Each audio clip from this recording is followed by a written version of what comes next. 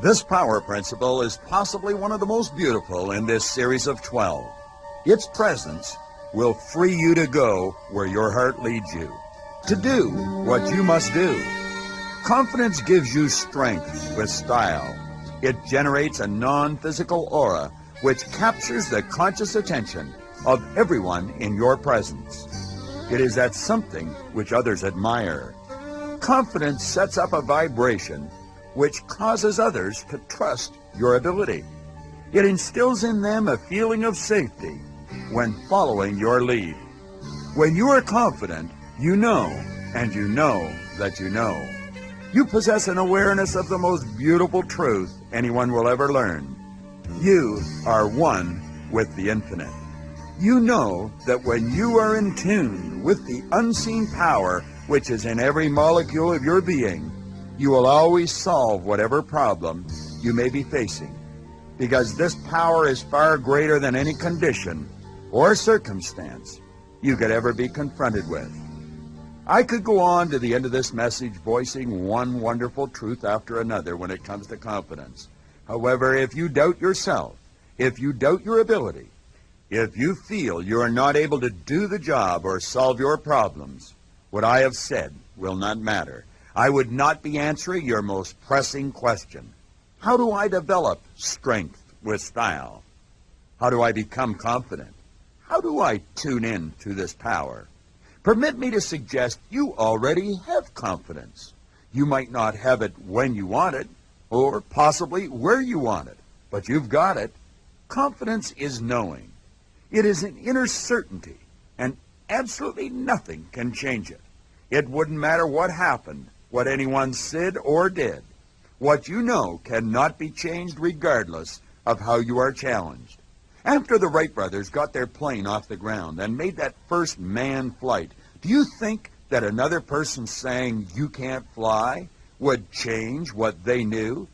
Their reply would be, I know I can, I just did. They were confident because they knew. If you have the proper use of all of your limbs, you are confident that you can stand and walk across an empty room. There is no doubt in your mind about your ability to put one foot after the other and walk across an empty room. However, you may very likely have a total lack of confidence when it comes to putting one foot after the other and walking across a tightrope 50 feet above the ground. Now, you could be thinking, this is a ridiculous example. It is not ridiculous. It's a good place to start. You are confident that you can walk across an empty room. Think, really think. There was a time in your life when you did not have that confidence. You probably don't remember those days of your life, but you know that when you were born, you could not walk. You could not even stand. That was something you had to learn. The confidence you now possess, which may seem unimportant at this point in your life, was something that you had to develop. And learning how to walk is not one of the easiest things that you have ever done. You have watched enough babies stumbling, falling, banging their head to realize there is great difficulty in learning how to walk. I have spoken to adults who had had a stroke or an accident and had lost their ability to walk. They were forced to go back and learn how to walk all over again. They have told me they were having a difficult time learning. If you are giving this subject the thought it deserves, you are beginning to see the pattern by which confidence was developed. In your mind, you probably consider having the confidence to walk across an empty room no big deal. And you're right, it is no big deal for you. But it sure is a big deal to a baby, and there was a time when it was a big deal to you. Now let's go to the flip side of the coin. Ask the person traveling with the circus that walks across a tightrope a couple of times a day when thousands of people are screaming in the background. They will tell you it's no big deal. They think it is a simple act to perform. They are full of confidence every time the spotlight hits them as they bounce back and forth on that narrow rope, 30 or 40 feet above the ground. They very likely wonder at times why anyone would actually pay to watch them do something so simple. In their mind, it's no big deal. However, as you sit there in awe of what they are doing, gasping with fear that they will fall, it's a big deal to you. Likewise, when they were children, Paying to go to the circus to watch the high wire act, it was a big deal to them, but not anymore. There have been individuals who have walked a wire over the gorge at Niagara Falls. Do you suppose they would have even considered such a move if they did not have the confidence that they could successfully reach the other side? All too often, when the word confidence is spoken, it is quickly passed over as just another word and not given the importance that it requires. For many people, if the word confidence is given any thought, it is looked upon as a personality trait that you either have or you do not have, something you are born with or without. The truth is obvious. Confidence is a mental state that you can develop if you are prepared to pay the price.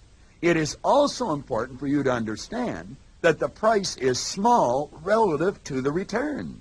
Confidence is something you cannot afford to be without if you truly desire to live a full and meaningful life. Your heart's desire is for something beyond the point you are presently at in your life. Your heart's desire may be for you to be a multimillionaire or to have a highly successful business. If you're a young athlete in school, your heart's desire may be to earn a medal in the Olympics. If you have little or no money, you will require confidence to become the multimillionaire. If you're an average employee in an average position, you will require confidence to start and build a successful company. And any Olympic medalist will tell you, if there is no confidence, there will be no medal. In fact, if there is no confidence, there will be no Olympics. Without confidence, you would have great difficulty meeting and greeting a stranger. Yes, without confidence, you could appear as clumsy as a young baby attempting to walk for the first time as you put your hand forward to say hello to someone that you do not know. I think you are beginning to see that confidence can be your passport to a fun-filled, exciting new life.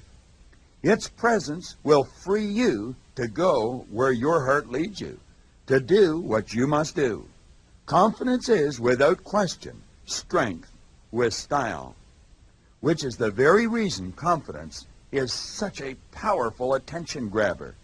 If you were going to parachute out of a plane, you would most certainly want to have a lot of confidence in the parachute, its construction, the material it was made out of, how it was packed, and so on. Think clearly about what you are hearing. The more you know about the parachute, the more your confidence would either increase or decrease. Great material, well-made, properly packed, etc., strong confidence. If it was weak material with tears in it, poorly constructed, and not well-packed, your confidence would be weak. You may not have any confidence in the parachute at all. Your confidence in the parachute is determined by your knowledge of the parachute. This power principle is about you.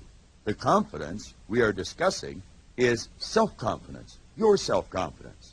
The more knowledge you have and understand about yourself, the greater will be your confidence.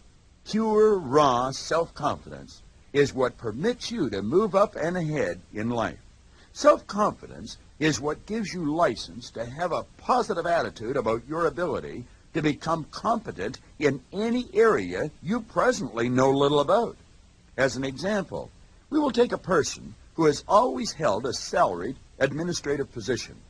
They suddenly develop a desire to change and take a position in sales where they are on straight commission. If they have an abundance of self-confidence, they will know that they can, with proper study and effort, become very competent salesperson. Conversely, the person who has low self-confidence would mentally entertain nothing but doubt every time the thought of selling entered their mind, and when it came to depending upon commissions as a form of compensation, fear would dominate their mind. This type of individual would be mentally paralyzed. They would be unable to make such a move. Because of a lack of self-confidence, they might spend their entire commercial career doing something they do not enjoy, all the while suppressing their heart's desire. It is this type of thinking which causes a number of illnesses. When a person is not actively pursuing their heart's desire, they must be experiencing a degree of frustration. This frustration affects every aspect of their life, right down to the relationships that they have with their loved ones. Follow through with this train of thought for a moment and see how a lack of self-confidence can affect you, what it can lead to. An unhappy, frustrated individual generally has a hair trigger on their sensitivity switch. It doesn't really matter what their mate does, it aggravates them. They would see the cause of their problem as the act which aggravates them, when in fact that is merely a symptom, not the cause of their problem at all. The cause of the problem is the lack of self-confidence, which is causing them to suppress their heart's desire, which in turn creates the frustration. If this hypothetical individual were to study the true makeup of their higher self, they would develop an abundance of self-confidence. They would step out and follow their heart's desire. The frustration would be replaced with happiness and enthusiasm, and the supersensitivity would be replaced with calmness of mind. Their self-confidence would produce a serenity which all the world is seeking. I want to suggest that you look in the mirror. What you see reflecting back from the mirror is merely an instrument you are living in and using while you experience life in this particular dimension. Your body is the physical manifestation of a movement we refer to as mind. We make numerous references to the mind and rarely do so correctly. We are forever saying my mind, his or her mind, their mind. Listening to most conversations when we speak of the mind, you would think that every person has a mind of their own, that there are thousands or millions, even billions of minds. Not so. There is one mind, just one. That may come as a surprise to you. Then again, it may not. You and I and every other person are individualized expressions of one universal mind. Your mind and the mind of Albert Einstein is the same mind. The universal mind contains all of the knowledge there is or ever will be. We are all spiritual beings. There is no one person who has more power, more knowledge, or access to greater resources than any other person. The truth is rarely in the appearance of things. What you think you are seeking and what you are actually seeking are not the same. All you will ever require for fulfillment in life is awareness. The Winner's Choice series of power principles has been designed to assist you in developing a greater awareness. By listening to this message over and over again for the entire month, your awareness will be heightened, and you will see that you are quite capable of pursuing and experiencing every desire of your heart. All things are possible for you. You are, in truth, a wonderful, individualized expression of an infinite power.